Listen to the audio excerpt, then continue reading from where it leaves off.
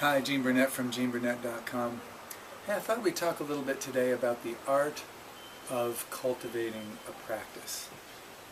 Some people have a hard time practicing Tai Chi or practicing music or practicing yoga, whatever they do. There's a struggle how to work a practice into your life, how to motivate yourself to practice. And I think the first thing to look at is, what do you want to practice? Is it an instrument? Is it music? Is it yoga, Tai Chi? What do you want to practice? And I think in a general sense.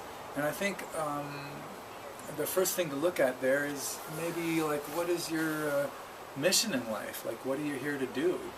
Because if you really look into yourself and look at what you most enjoy in life and what you makes you feel the most alive, the most you, that really gives you pleasure, and you think, well, studying this art will help that mission go forward.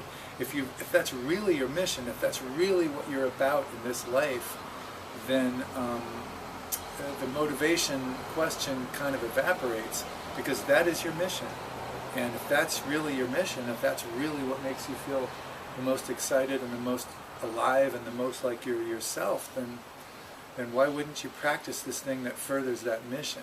So I would recommend first doing some mission work, some inquiry, and connecting what you're here to do with this practice. So you could say, well, my mission is to run a coffee house and to create a place where people from all different walks of life can come and meet and share some community or something like that. And you say, well, in order to do that, I need to be happy and healthy and relatively stress-free in my body, so I'm going to study yoga or Tai Chi to get more balanced and more relaxed, so I can move through my day, not waste a lot of energy, and I can get the job done and further my mission, right? Rather than just sitting around and eating and watching TV and getting fat and out of shape, and it makes it harder to move around the place and harder to get the job done. So mission and some connection between your mission and what you're practicing generally is really, really helpful. So once you know what you're going to practice, you're going to practice, let's say, Tai Chi, because your mission is to experience and to teach and to embody unforced balance in every possible way that you can, which is what my mission is. The next thing is when do you practice? So I recommend that you just schedule a practice into your schedule, put it in your schedule, have a schedule, and put it into your schedule every day. And that way, if you get half of them, 3 or 4 practices a week is awesome. So if you put them in your schedule, it's a good way to just put it somewhere. I think people's floating to-do list, the thing they're going to get around to maybe sometime, people traditionally report that as the most stressful thing in their life. They typically do that. So in order to get it out of that category of floating to-do list, put it in your schedule. If it's in the schedule, you know when you're going to practice. Thursday at 2 o'clock. If you get there and you can't, or you're too tired or too whatever, all right, Friday at 2 o'clock, and then you try again. One way or the other, you've got to create the time, and you've got to figure out a way to do it so that you can learn the thing that you're trying to practice. It's tricky though, because you got to do something you don't know how to do and that you're not very good at, and you might not experience a lot of pleasure, especially initially when you're first learning. So having a schedule and just reminding yourself, this is a part of my mission. I want to touch base with this at least 3 or 4 times a week, but I'm putting it in my schedule 7 times a week and hoping to get half of them. That's a good way to deal with some of the when. Once you've discovered the general what and the specific when, then you're back to, again, specifically what are you going to practice in this session? Like, what part of your art are you going to practice? With Tai Chi, yes, you can run through the whole form and just do nothing but run through the form, and you can just do that. I do recommend theming your practice so that you will accent and focus on different aspects of your practice. There's sort of 2 ways to do this that I've found that work really well. One way is to run through your entire form or drill or exercise that you know with a specific theme. For instance, like rounded, comfortable, neutral hands. that aren't too tight and aren't too limp. You can focus on upright spine.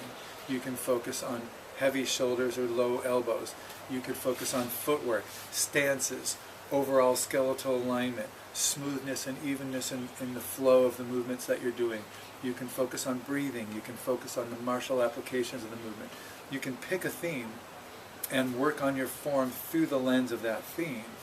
And as long as you rotate your theme, then you will accent different areas of your Tai Chi and it will get stronger. Remember, when you focus on something or see it through a certain lens, you're not seeing it through the other lenses. So if you focus on something, you're defocusing on other things. So it's good to keep that rotating and to not let any of the forms that you know fall off the back burner and not be practiced for a month or two. So I know a decent number of forms between the weaponry and the partner work and the solo work, so I just make it a point that anything I've not practiced in a while, I tend to bring up in my priorities so that I make sure I touch base with it, even if it's not the most exciting part of my practice at that given moment. Another way to theme your practice, and another great way to focus in and practice, is to run through your form and look at the movement that feels the worst. Look at the movements that feel bad. Something's not content for you. It's tricky balance, or you just don't, when you get to that movement, you're kind of, oh, this doesn't feel good. You're not going to improve that section of the form very fast if you only do that kick or that motion once or twice when you hit it in the form, and that's the only time you do it. It really pays to take that section or that movement out of the form and drill it as a separate exercise. So it's like an extra focus. So I'll give you an example. Recently I've been noticing that my kicks weren't feeling very good. My balance was iffy, kind of dodgy. I was having a hard time keeping my balance. One of my ankles was tender, and I wasn't feeling great about my balance in the kicks. And I attributed this to a few things. One thing is I'm getting older. One thing is those previous ankle injuries that I've had, and just my general instability in my joints, which seems to be something genetic that I have to kind of work on and firm. And another important factor was in the past 3-4 years or so, I've focused a decent amount on strength training and doing a little bit more aerobic work, I changed my body proportions. I was getting a bit of a belly there, and so I lost about 10-15 pounds of belly fat, and I put on more muscle up in the upper part of my body. So to energetically, my weight profile went from kind of like this to kind of like that. So I lost weight in the bottom and went more to the top. So I didn't have this sense of like a heavy, solid midsection down here connected to my legs, and a kind of a light, floaty upper body in here, like soft up here. This got stronger and more powerful, and this got less weighty, and so my proportions changed. So I was noticing my kicks weren't feeling as good. So I started drilling my kicks. I took all the kicks from our long form, and I was doing, started doing them maybe 5-10 times each as a separate drill, and really kind of studying them. I started to really pay attention to the surface of my feet, the quality of my foot connection to the ground, which led me to buying some Lems flat zero-drop shoes, which helped. My ankles were feeling a little bit tender and unstable, and I thought, what if I experiment with putting more stress on my ankles rather than less? So I started to spend more time on my wobble board, which is like a circular piece of wood with a plastic half circle underneath it that it wobbles in all directions. So one thing I like to do to help steady my nervous system in another way is throw cards into a hat. And so I started throwing cards into the hat while standing on the wobble board. I made it a game. I made a video of that called Make It a Game. And what the game did is it kept me on the wobble board longer and longer, because I started to really enjoy, it was really fun to see how many cards I could get in the hat while I was standing on the wobble board. So I spent more and more time on the wobble board because of the game, and lo and behold, I got better and better at it, getting more and more of those cards in in the hat, and I got better and better at staying on the wobble board longer and longer, and my ankles became less tender, and the support muscles around my ankle became stronger, and my legs overall became stronger, so that really helped. Another thing I noticed in the kicks when I was studying them is that I was tending to lean backwards a little bit in my kick, so I started to lean forward and sit into that crease a little more and feel more of my weight going through my leg. That helped as well. So the shoes, paying attention to the foot contact, noticing I was leaning back, drilling those kicks, all those things were improving. But I still felt like my balance was kind of like a bit like balancing on a cairn, like balancing rocks. It had this, I could nail that place, but it felt fragile. It felt like I had to get it just right, or it was way off. And so one day I was doing the lotus kick, where your hands are here and your foot lifts up there and it swings around, and you try to keep that level and just tap your hands to your foot. It's a difficult kick to do slow and with control. I'll illustrate it just a little bit. I'm sure this won't be very visible, but you'll see a little bit of it. It's that kind of move. I was doing that kick and drilling it, and I noticed that if I tensed my hand just a little bit, like felt a little pressure in my palm, that the kick felt better. And then I tried it in my other palm, and I pressed down a little bit, like I was trying to hold someone was trying to lift my forearms, and I just gently held them down. And all of a sudden that kick was much, much, much easier, and my balance was much, much better. And I was like, whoa, what am I doing there? And I realized that when I was doing that, when I was pressing down with my palms like that, I was engaging my lats and shoulder stabilizers on my back, sort of rooting my arm into my torso better. And I realized, wow, that linked my arms to my core in a really neat way. I've spent a lot of time linking my legs to my core, tons of that, decades of that. But I think I was neglecting the connection between my upper body and my torso a bit. I mean, I was still strong, it was still connected, just not as strong and connected as it could be. I think my shoulder was a little bit too loose back there. And so now I'm working on firming that. Like, my little mantra is, and I apply this to every movement in the form: long spine, glue my shoulder blades to my back, sit into my hips, do the next move. It's like a mantra, and I do it all the time. I'm experimenting with doing it all the time. Anytime I think of it, I don't do this. I think long spine, glue my shoulder blades to my ribs, sit into the hips. And all my kicks are better. The balance improved enormously.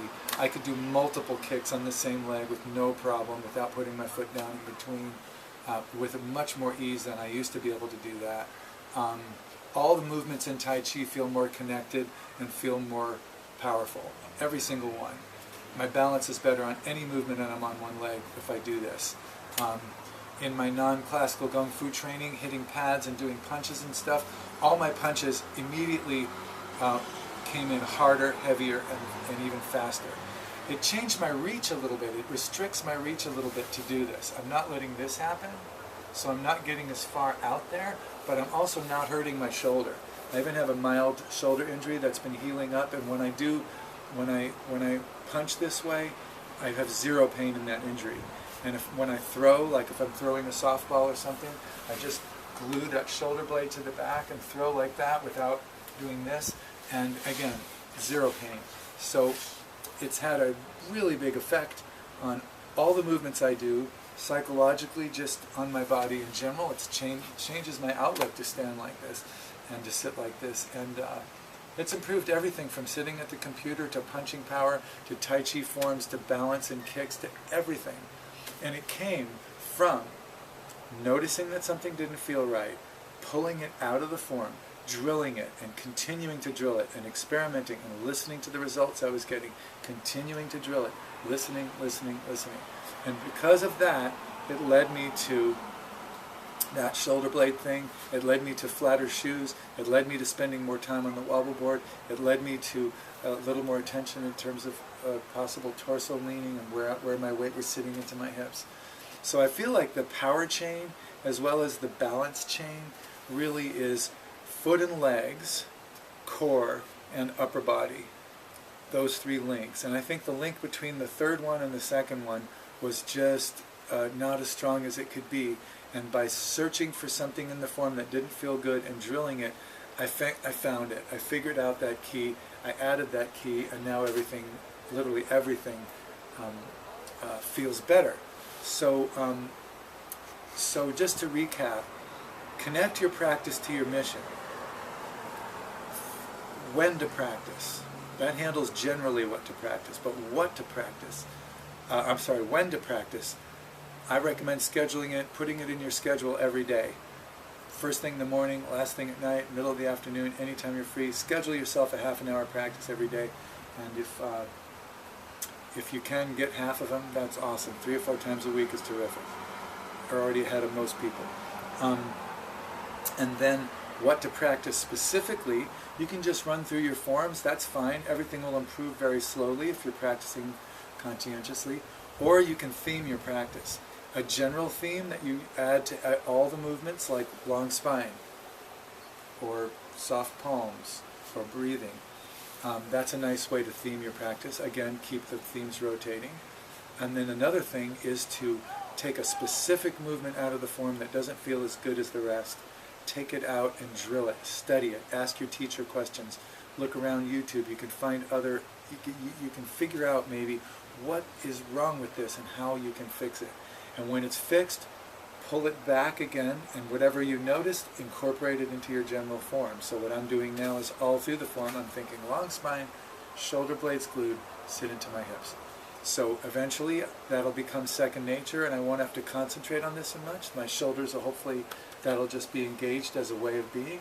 I didn't grow up doing hard physical work. I didn't grow up pulling and pushing things.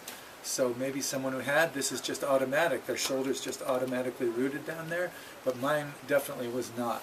I also spent a lot of time loosening and softening my shoulders, so maybe I went too far. So, you know, it's carried now into a general principle. I'm not drilling my kicks as much anymore. I'm just working on the kicks as I get to them, and I'm working on everything as I get to it with this lat thing.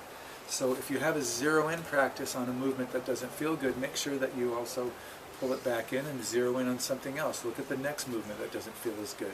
And let your practice zero in and zero out on general things and specific things, so that you have a chance to sort of attack your Tai Chi from different angles, different pressure, testing it from different angles, so that overall things strengthen and get better. So those are some of the things that I've learned about cultivating a practice. It's kind of an art in itself, like finding room for it, deciding what to practice, connecting it to your mission, and then specifically what to practice within the art as you go, and to keep it interesting and to keep it growing and changing. Find different angles, different things that you can do to improve your practice. I've posted many videos with different themes and different things that you can work on while you practice. So if you're curious about this kind of stuff, just you know, subscribe to my channel or just look through my channel page. You could also go to my website, geneburnett.com.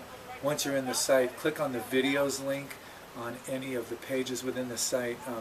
The videos link takes you to a menu of blogs that I set up to make my videos much easier to navigate than on YouTube. I have a blog with just my Tai Chi videos, one with just my nature videos, one with just my music videos, and you can go there and you can search really easily for videos that you want to watch and check them out. And if you want to support this kind of work that I do, this is a small channel. It's never going to be a big channel. I'm not ambitious. I'm not into marketing. I'm just sharing this stuff to be useful. So if it's useful to you and you feel like making a donation, I have a PayPal link where you can donate money to me if you feel like it. No donation is too small or too big. You can toss me a few bucks if you feel like it, but totally optional. I'm doing this to be helpful and to help clarify my own thoughts about Tai Chi and music and life and nature and all that good stuff. So thank you for watching. I appreciate it.